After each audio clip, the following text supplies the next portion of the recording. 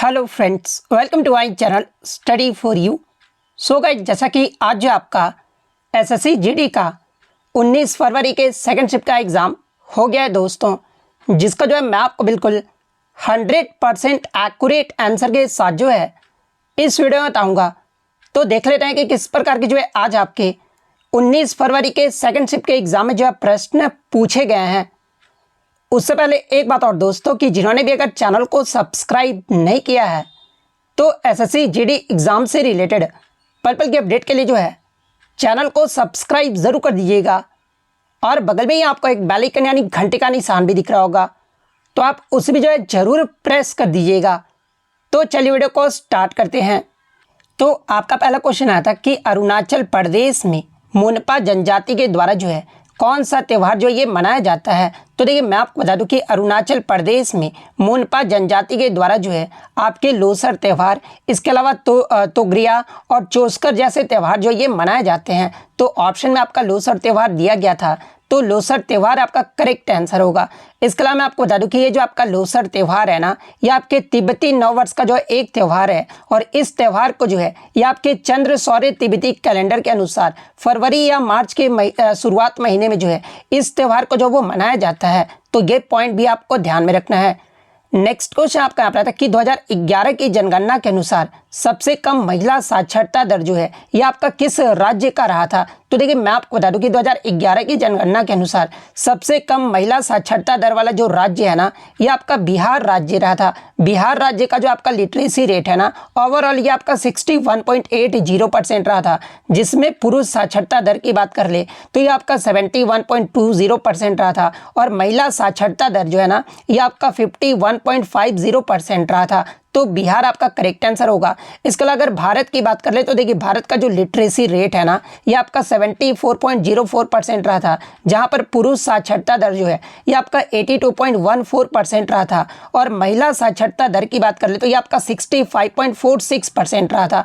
वहीं कभी कभी एग्जामिनर आपसे क्या करता है कि 2011 की जनगणना के अनुसार सबसे कम महिला साक्षरता दर जो है ये किस राज्य का रहता है, और ऑप्शन में आपका बिहार नहीं दिया रहता है। तो देखिए, जब आपका बिहार ऑप्शन में नहीं दिया रहा ना, फिर आपका जो है दूसरा सबसे कम महिला साक्षरता दर वाला जो राज्य है ना ये आपका राजस्थान राज्य है। तो ये पॉइंट भी आप ध्यान में रखिएगा। और सबसे अधिक की बात कर ले तो देखिए, सबसे अधिक जो है आपका साक्षरता दर वाला जो राज्य है ये आपका केरल राज्य है, जहां पर केरल राज्य का जो लिटरेसी रेट है ना ये आपका 94% है, और जहां पर पुरुष साक्षरता दर जो है केरल राज्य का ये आपका 96.11% रहा था, और महिला साक्षरता दर जो है ये आपका 92.07% रहा था। और देखिए, मैं आपसे एक क्षमा मांगना चाहूंगा, क्योंकि मैंने एक क्वेश्चन में थोड़ा सा गलत करेक्शन दे दिया था। हालांकि करेक्शन गलत नहीं दिया था, क्योंकि उस क्वेश्चन में जो है मेघालय आपका ऑप्शन में नहीं दिया गया था। लेकिन मैं आपको बता दूं कि जब आपका इस प्रकार से क्वेश्चन दिया रहा ना कि 2011 की जनगणना के अनुसार आपका महिला और पुरुष का सबसे कम अंतर जो है ना ये किस राज्य में देखने को मिलता है,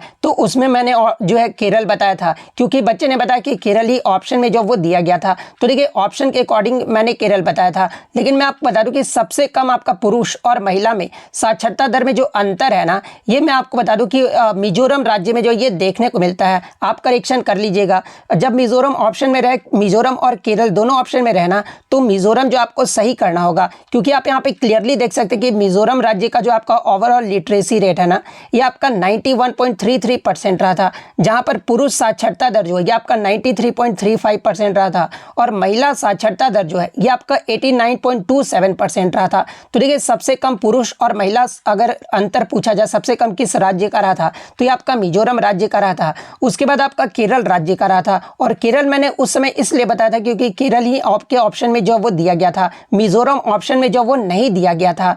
इसके अलावा अगर सबसे केंद्र शासित प्रदेश की बात कर ले तो देखिए, सबसे अधिक लक्षद्वीप का जो है आपका साक्षरता दर रहा था। उसके बाद तीसरे स्थान पे अगर पूछा जाए कि कौन सा राज्य रहा था, तो ये आपका गोवा राज्य रहा था। इसके बाद आपका त्रिपुरा राज्य रहा था। उसके बाद आपका छठे नंबर पे आपका दूसरा केंद्र शासित प्रदेश दमन और दीव का रहा था। तो ये क्रम भी जो आपको ध्यान में रखना है। नेक्स्ट क्वेश्चन आपका यहाँ पर था कि पूना पैक्ट 1932 जो है ये किनके मध्य हुआ था। तो देखिए पूना पैक्ट 1932 जो है ये आपका महात्मा गांधी जी और डॉक्टर भीमराव अंबेडकर के मध्य जो है ये आपका हुआ था। और ये जो समझौता था ना ये आपका 24 सितंबर 1932 को जो है पूना के यरवदा सेंट्रल जेल में जो है ये आपका हुआ था। तो महात्मा गांधी और डॉक्टर भीमराव अंबेडकर आपका करेक्ट आंसर होगा। इसके अलावा मैं आपको बता दूं कि ये जो आपका पूना पैक्ट यानी पूना जो समझौता था ना ये आपके दलित वर्गों के राजनीतिक प्रतिनिधित्व को आकार देने के लिए जो है ये समझौता जो आपका किया गया था। और इस समझौते के तहत दलितों के लिए जो है अलग निर्वाचक मंडल की व्यवस्था भी जो वो की गई थी। और इस समझौते के तहत दलित वर्ग को जो है 148 सीटें भी जो वो दिया गया था। एग्जाम में यहाँ से एक प्रश्न बनता है कि जब आपका पूना पैक्ट हुआ था उस समय भारत के वायसराय कौन थे। तो देखिए जब पूना पैक्ट हुआ था ना यानी आपका जो है 1932 में जो पूना पैक्ट हुआ था उस समय जो भारत के वायसराय थे ना ये आपके विलिंगडन थे। तो ये फैक्ट भी आपको ध्यान में रखना है। और देखिए इस शिफ्ट का सबसे आसान क्वेश्चन कि क्रिकेट के एक ओवर में जो है कितनी गेंदें जो है ये फेंकी जाती है। तो देखिए क्रिकेट के एक ओवर में जो है ये आपके 6 गेंदें जो वो फेंकी जाती है। और ये जो नियम है ना ये आपका साल 1978-79 में जो है आईसीसी ने जो अस्थायी रूप से जो इसे किया था। तो 6 गेंद आपका यहाँ पे करेक्ट आंसर होगा। नेक्स्ट क्वेश्चन आपका यहाँ पर आया था कि मौखरी राजवंश के राजा ने सबसे ज्यादा जो है ये किस हिस्से पर जो ये शासन किया था। तो देखिए मौखरी राजवंश की बात कर ले तो इन्होंने जो है उत्तर भारत के गंगा यमुना के मैदानों में बसे उत्तर प्रदेश और मगध पर जो है आपके ज्यादातर हिस्सों पर जो वो शासन किए थे। और मौखरी राजवंश की जो राजधानी थी ना ये कन्नौज थी। और इन्होंने जो है 6वीं शताब्दी के मध्य में अपनी आज़ादी भी जो वो हासिल किए थे। तो उत्तर भारत ऑप्शन में आपका दिया गया था।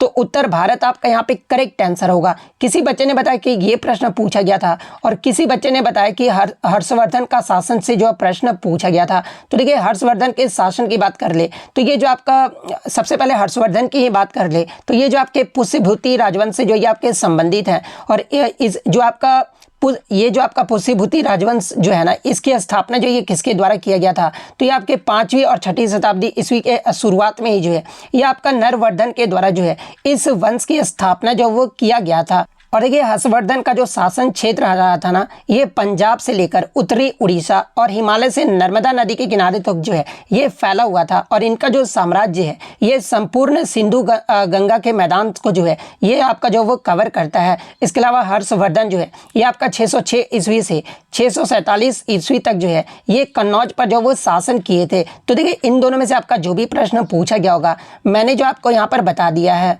नेक्स्ट क्वेश्चन आपका यहाँ पर आता है कि the drainage pattern commonly seen in north India is यानी उत्तर भारत में आमतौर पर देखा जाने वाला जल निकासी पैटर्न जो है ये किस प्रकार का पैटर्न होता है। तो देखिए उत्तर भारत में आमतौर पर देखा जाने वाला जो जल निकासी पैटर्न है ना ये आपका डेंड्रिक पैटर्न होता है यानी निकासी स्वरूप होता है या फिर वृक्षीय स्वरूप भी होता है। तो इन दोनों में से जो भी ऑप्शन में आपका दिया गया होगा वो आपका यहाँ पे करेक्ट आंसर होगा।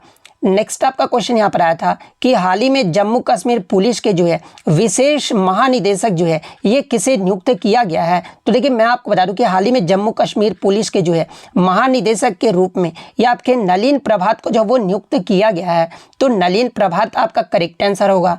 नेक्स्ट आपका यहाँ पर क्वेश्चन आया था कि who can dissolve the legislative assembly of A state यानी किसी राज्य की विधानसभा को जो है ये कौन भंग कर सकते हैं। तो देखिए किसी भी राज्य के विधानसभा जो है उस राज्य के राज्यपाल जो वो भंग कर सकते हैं। और ये जो प्रावधान है यानी ये जो आपको राज्यपाल को जो अधिकार है किस अनुच्छेद के तहत जो वो दिया गया है। तो आपका अनुच्छेद 174 के क्लोज 2 के क्लोज बी के तहत जो है ये राज्यपाल को अधिकार जो वो दिया गया है। तो राज्यपाल आपका करेक्ट आंसर होगा। नेक्स्ट क्वेश्चन आपका रहा था कि डोब्रेनाइर का त्रिक नियम के अनुसार ब्रोमीन और आयोडीन के साथ जो है ये आपका कौन सा तत्व जो है ये आपका आता है। तो देखिए अगर डोब्रेनाइर के त्रिक नियम की अगर मैं बात कर लूँ तो देखिए जर्मन वैज्ञानिक डोब्रेनाइर ने जो है 1817 में 3 तत्वों का त्रिक जो है ये बनाए थे जिन्हें परमाणु द्रव्यमान के आरोही क्रम में रखने पर जो है बीच वाले तत्वों का जो परमाणु द्रव्यमान था ना वो अन्य 2 तत्वों के परमाणु द्रव्यमान का जो है ये आपका लगभग जो वो औसत होता था। और इसी नियम को जो है ये आपके डोब्रेनाइर का त्रिक नियम जो वो कहा जाता है। और अगर इनके त्रिक नियम के अगर उदाहरण की मैं बात कर लूँ तो देखिए लिथियम और पोटेशियम के मध्य आपका कौन सा तत्व आता है, तो ये आपका सोडियम आ जाता है। कैल्शियम और बेरियम के मध्य आपका कौन सा तत्व आता है, तो ये आपका स्ट्रेंशियम आता है। और ब्रोमीन और आयोडीन के मध्य आपका कौन सा तत्व आता है, तो ये आपका क्लोरीन गैस आता है। तो ब्रोमीन और आयोडीन का आपसे पूछा गया था, तो क्लोरीन गैस आपका यहाँ पे करेक्ट आंसर होगा। इसके अलावा मैं आपको बता दूं कि डोबरेनाइरन ने जो है कम द्रव्यमान वाले तत्व यानी कार्बन से जो ये शुरू करके इसे 56वें तत्व यानी थोरियम पर जो वो समाप्त किए थे। तो ये पॉइंट भी आप ध्यान में रखिएगा। नेक्स्ट क्वेश्चन आपका यहाँ पर था कि जेरोप्थैल्मिया जो बीमारी है ना, ये किस विटामिन की कमी के कारण होता है। तो देखिए जेरोप्थैल्मिया जो बीमारी है ना, ये आपके विटामिन ए की कमी के कारण होता है। और ये जो आपका जेरोप्थैल्मिया बीमारी है, ये आपका गंभीर नेत्र विकार है और अंधापन का जो कारण है ये आपका बन सकता है। तो विटामिन ए आपका करेक्ट आंसर होगा।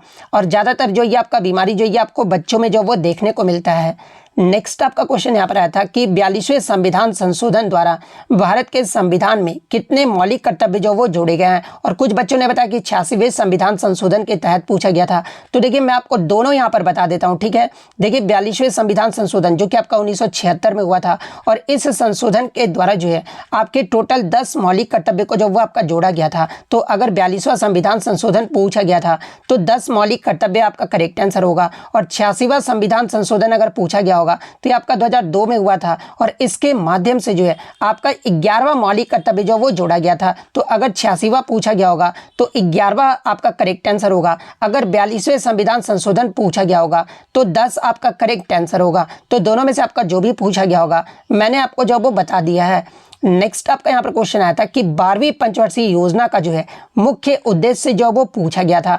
तो देखिए 12वीं पंचवर्षीय योजना का जो मुख्य उद्देश्य रहा था ना, ये आपका तीव्र, टिकाऊ और अधिक समावेशी विकास के उद्देश्य के साथ जो ये आपका शुरू किया गया था। तो ये वाला ऑप्शन आपका यहाँ पे करेक्ट आंसर होगा। इसके अलावा मैं आपको बता दूं कि 12वीं पंचवर्षीय योजना जो था ना, ये आपका अंतिम पंचवर्षीय योजना था, और इसमें आपका 8% विकास दर भी जो है ये आपका हासिल करना जो वो रखा गया था। नेक्स्ट आपका यहाँ पर आता है कि नेपाल में किस धर्म के लोग जो है ये आपके सबसे ज़्यादा रहते हैं। तो देखिए नेपाल देश में जो आपका 2021 की जो जनगणना हुई थी ना, उसके अकॉर्डिंग नेपाल में सबसे ज़्यादा जो है ये आपके हिंदू धर्म के लोग रहते हैं, जो कि आपके 81.19% रहते हैं। दूसरे स्थान पे जो आपका बौद्ध धर्म रहते हैं, उसके बाद मुस्लिम धर्म रहते हैं, उसके बाद आपका स्वदेशी जातीय धर्म यानी किरातिस्ट रहते हैं, और फिर आपका ईसाई, फिर आपके सिख, फिर आपके जैन धर्म रहते हैं। तो हिंदू धर्म आपका यहाँ पे करेक्ट आंसर होगा। नेक्स्ट क्वेश्चन आपका यहाँ पर आया था भारतीय शिवाजी किस शास्त्रीय नृत्य से संबंधित है। तो देखिए भारतीय शिवाजी की बात कर ले तो ये आपके मोहिनी अट्टम शास्त्रीय नृत्य से संबंधित है। तो मोहिनी अट्टम आपका करेक्ट आंसर होगा। और मोहिनी अट्टम जो ये आपका केरल राज्य का जो है एक शास्त्रीय नृत्य है। इसके अलावा मोहिनी अट्टम के अगर प्रमुख कलाकारों की अगर मैं बात कर लूँ तो देखिए इसमें आपके सुनंदा नायर, कलामंडलम कल्याणी कुटी अम्मा, जयप्रभा मेनन, पल्लवी कृष्णन, गोपिका वर्मा, विजय लक्ष्मी, राधा दत्ता, रेमा श्रीकांत और तनकामानी गोपीनाथ, इन सभी का जो संबंध है ना ये आपके मोहिनी अट्टम नृत्य से है। तो ये फैक्ट भी आपको ध्यान में रखना है। नेक्स्ट क्वेश्चन आपका यहाँ पर आया था कि तराना गायक पंडित रतन मोहन शर्मा जो है ये आपके किस घराने से संबंधित है। तो देखिए अगर पंडित रतन मोहन शर्मा की बात कर ले तो ये जो आपके मेवाती घराने से जो ये संबंधित है। तो मेवाती घराना आपका करेक्ट आंसर होगा। इसके अलावा मैं आपको बता दूं कि मेवाती घराने की जो स्थापना है ना ये आपके उस्ताद घग्गे नजीर खान के द्वारा जो वो किया गया था। और इनके अगर प्रमुख कलाकारों की मैं बात कर लूँ तो देखिए मेवाती घराने से जुड़े अगर प्रमुख कलाकार में ये आपके पंडित जसराज आ जाते हैं, मोती राम आ जाते हैं, मणि राम आ जाते हैं, संजीव अभ्यंकर आ जाते हैं, काला रामनाथ, इसके अलावा नथुलाल पंडित, चिमन लाल पंडित और गुलाम कादिर खान और ज्योति राम, इन सभी का जो संबंध है ना ये आपके मेवाती घराने से है। नेक्स्ट क्वेश्चन आपका यहाँ पर आता है कि पैरा ओलंपिक इतिहास में पहले शीतकालीन खेल जो है ना ये आपके स्वीडन में किस वर्ष जो ये आपके आयोजित किए गए थे। तो देखिए जो आपका शीतकालीन जो आपका पैरा ओलंपिक गेम्स है ना स्वीडन में ये आपका सबसे पहले 1976 में जो ये आपका आयोजित किए गए थे। तो 1976 आपका यहाँ पे करेक्ट आंसर होगा। अब आपके मन में डाउट हो रहा होगा कि सर पहला आधिकारिक पैरा ओलंपिक खेल ये जो आपका किस वर्ष में आयोजित किया गया था। तो देखिए मैं आपको बता दूं कि पहला जो आधिकारिक जो पैरा ओलंपिक खेल है ना ये आपके 1960 में रोम इटली में जो ये आपके आयोजित किए गए थे, लेकिन यहाँ पर आपका स्वीडन के बारे में पूछा गया था, इसलिए आपका 1976 आपका करेक्ट आंसर होगा। अगर ये सिर्फ आपसे पूछा जाए कि पैरालंपिक खेल किस वर्ष आयोजित किए गए थे पहला, तो ये आपका 1960 में रोम इटली में जो ये आपका आयोजित किया गया था। तो ये तो हो गया आपका पैरालंपिक खेल के बारे में। अगर आपसे पूछा जाए कि पहले ग्रीष्मकालीन ओलंपिक खेल जो है ये किस वर्ष में और कहाँ पर आयोजित किए गए थे, तो देखिए पहला जो आपका ओलंपिक खेल है ना, ये आपका वर्ष 1896 में जो है ग्रीस के एथेंस में जो ये आपके आयोजित किए गए थे। तो ये फैक्ट भी आपको ध्यान में रखना है। ये क्वेश्चन हो सकता है कि थोड़ा सा टफ हो, क्योंकि सबको तो आपको पहला पैरालंपिक खेल जो याद रहता होगा 960 रोम इटली, लेकिन स्वीडन में पहला कब हुआ था ये थोड़े किसी को याद रहेगा, इसलिए थोड़ा सा ये क्वेश्चन जो है मैं सोच सकता हूँ कि थोड़ा टफ लेवल का क्वेश्चन जो वो पूछा गया था। नेक्स्ट क्वेश्चन आपका यहाँ पर आया था, प्रधानमंत्री श्री नरेंद्र मोदी 8 जुलाई 2024 तक जो है किस देश की यात्रा जो वो किए थे। तो देखिए मैं आपको बता दूं कि प्रधानमंत्री जो है रूस के राष्ट्रपति श्री व्लादिमीर पुतिन के आमंत्रण पर जो है 22वें भारत रूस वार्षिक शिखर सम्मेलन में भाग लेने के लिए जो है 8 से 9 जुलाई 2024 को जो है ये आपके मॉस्को में होंगे, यानी रूस देश जो वो गए थे। तो ऑप्शन में आपका रूस देश दिया गया था, तो रूस आपका यहाँ पे करेक्ट आंसर होगा। इसके अलावा मैं आपको बता दूं कि इसके बाद प्रधानमंत्री नरेंद्र मोदी जो है 9 से 10 जुलाई 2024 के दौरान ऑस्ट्रिया का भी जो वो दौरा जो वो किए थे। तो ये फैक्ट भी आपको ध्यान में रखना है।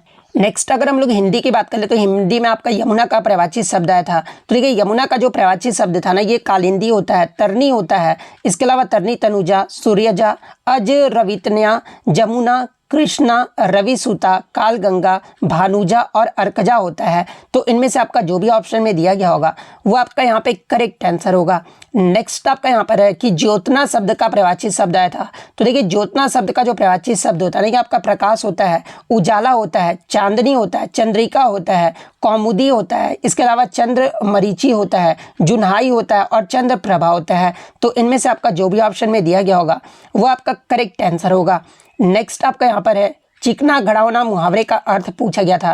तो देखिए चिकना घड़ावना मुहावरे का जो अर्थ होता है ना, ये आपका निर्लज होना या फिर बेशर्म होना होता है। तो इन दोनों में से आपका जो भी ऑप्शन में दिया गया होगा वो आपका करेक्ट आंसर होगा। नेक्स्ट आपका यहाँ पर आया था कि जो अपनी हत्या कर लेता हो, वाक्यांश के लिए एक शब्द बताना था। तो देखिए जो अपनी हत्या कर लेता हो ना, उसे आपका आत्मघाती जो वो कहा जाता है। तो आत्मघाती आपका करेक्ट आंसर होगा। नेक्स्ट आपका यहाँ पर आया था कि इनमें से कौन सा जो है एक देशज शब्द जो वो दिया गया है, और ऑप्शन में आपका एक कटोरा जो वो दिया गया था। तो देखिए ये जो आपका कटोरा है ना, एक आपका देशज शब्द है, तो कटोरा आपका यहाँ पे करेक्ट आंसर होगा। और देखिए 19वां जो आपका जीके का क्वेश्चन आया था, जो कि बच्चों द्वारा भी मुझे मिल गया है, कि आपका प्रधानमंत्री कौशल विकास योजना से प्रश्न आया था। तो देखिए प्रधानमंत्री कौशल विकास योजना की जो शुरुआत है ना, ये आपका वर्ष 2015 में हुआ था। और ये जो योजना है ना, ये आपके कौशल विकास और उद्यमिता मंत्रालय की जो है, ये आपका उद्यमिता मंत्रालय के द्वारा जो इस योजना को जो ये आपका शुरू किया गया था। और इस योजना का जो मकसद था ना, ये आपके युवाओं को उद्योग संबंधित कौशल प्रशिक्षण देना, और इससे उन्हें बेहतर आजीविका भी जो वो हासिल करने में जो वो मदद मिलेगी। तो इनमें से आपका जो भी प्रश्न पूछा गया होगा मैंने जो आपको यहाँ पर बता दिया है। इसके अलावा जो आपका 20वां जीके क्वेश्चन था ना, 2023-24 के बजट से जो आपका एक प्रश्न जो वो देखने को मिला था। तो ये आपके टोटल जो है जीके जीएस के 20 क्वेश्चन थे, और हिंदी का भी मैंने आपको बताया। इसके अलावा हिंदी में आकाश शब्द का विलोम शब्द आया था। तो देखिए आकाश शब्द का जो विलोम शब्द होता है ना, ये आपका पाताल होता है। तो पाताल आपका यहाँ पे करेक्ट आंसर होगा। एक क्वेश्चन आपका यहाँ पर देखने को मिला था कि सैनिक के दुश्मन देख गोली चलाई व्याकरण की दृष्टि से सही नहीं है, इसमें कारक का प्रयोग गलत है, सही क्या होगा। तो देखिए सैनिक ने दुश्मन को देख गोली चलाई, ये जो आपका सही होगा। तो ये वाला ऑप्शन आपका यहाँ पे करेक्ट आंसर होगा। इसके अलावा गद्यांश की बात कर ले तो देखिए गद्यांश में जो है आपके 5 जो गद्यांश आए थे, जो कि कृष्ण से संबंधित आपके गद्यांश जो वो पूछे गए थे, और 5 प्रश्न जो है आपके कृष्ण से संबंधित जो है प्रश्न जो वो पूछे गए थे। इसके अलावा आप थोड़ा सा एक करेक्शन कर लीजिएगा, जो कि मैंने फर्स्ट शिफ्ट के वीडियो में जो है गलत थोड़ा सा बता दिया था। तो उसके लिए मैं क्षमा चाहता हूँ कि मैंने थोड़ा सा ज़्यादा रिसर्च नहीं किया था और गलत बता दिया था। तो देखिए यहाँ पर आपका क्वेश्चन जो था ना, मैंने आपको बताया था कि नेवी डे जो है ये आपका 8 दिसंबर को मनाया जाता है। तो उसको आप थोड़ा सा करेक्शन कर लीजिएगा। नेवी डे जो है ना, ये आपका 4 दिसंबर को जो वो मनाया जाता है। तो इन्होंने बोला था कि सर नेक्स्ट वीडियो में जो आप सही करवा देना, तो मैंने आपको बता दिया। हालांकि इनका मैसेज जो है मैंने पिन भी कर दिया था उस मैसेज में।